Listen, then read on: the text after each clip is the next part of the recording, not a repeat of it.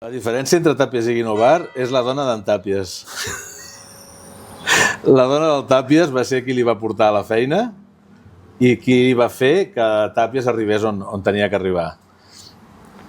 Inclús la dona d'en Tàpies es va dedicar, això és sabut per tothom, que es va dedicar a tapar tota la resta d'artistes, ja no sé si només catalans o espanyols, d'aquella època, perquè el senyor Tàpies et tirés endavant.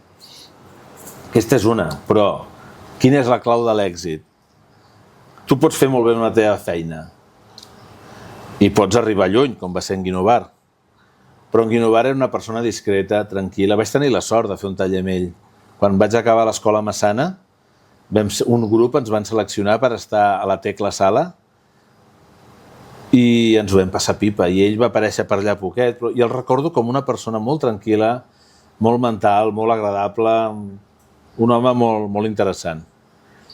La soberbia no entrava dintre d'aquest perfil.